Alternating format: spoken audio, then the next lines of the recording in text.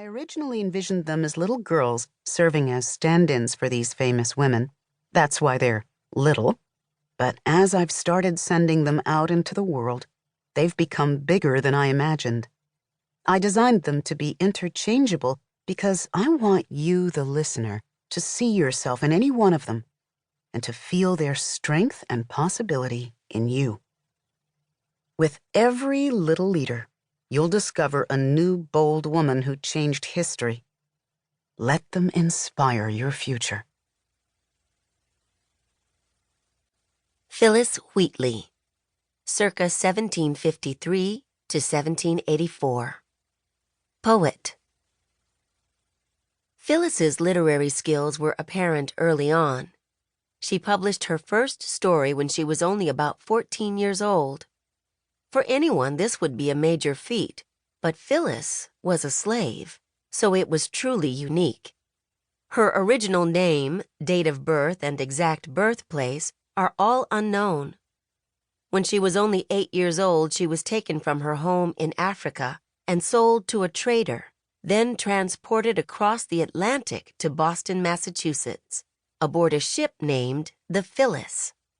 She was then resold to a man named John Wheatley, who purchased her to be a personal servant to his wife.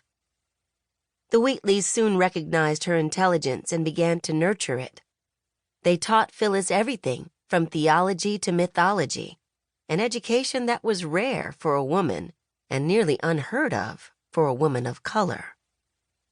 With the family's backing, she traveled to England to publish her first book, Poems on Various Subjects, Religious and Moral. She was the first African-American woman poet ever to be published. She corresponded with George Washington and the famous French writer and philosopher Voltaire, who called her a master of English verse. Her work was so powerful that abolitionists used it as an example of the intelligence and promise of Black people.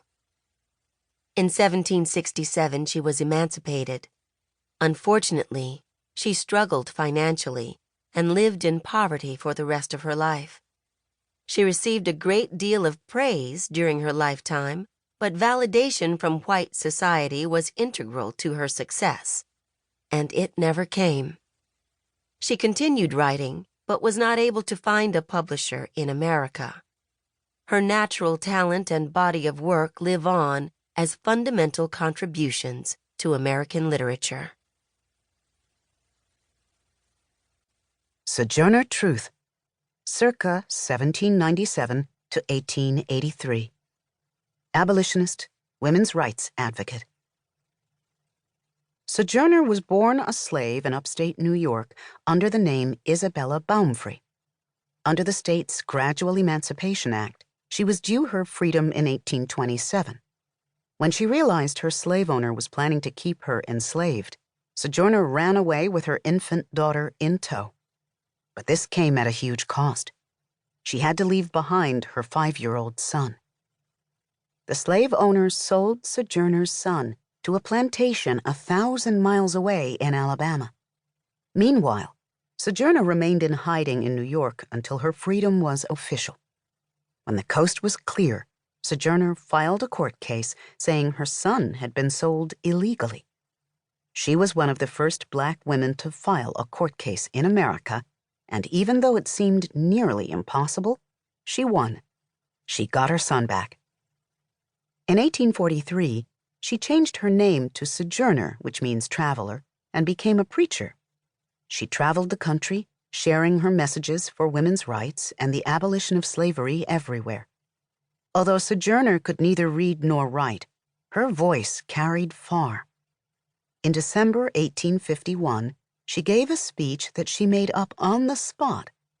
In it, she advocated on behalf of Black women who faced the double discrimination of racism and sexism, and had often been left out of the fight for equality. The speech is known by its most famous refrain, "Ain't I a woman?"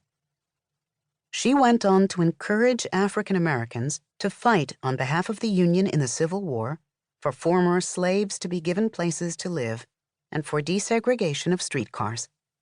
She was an agitator and a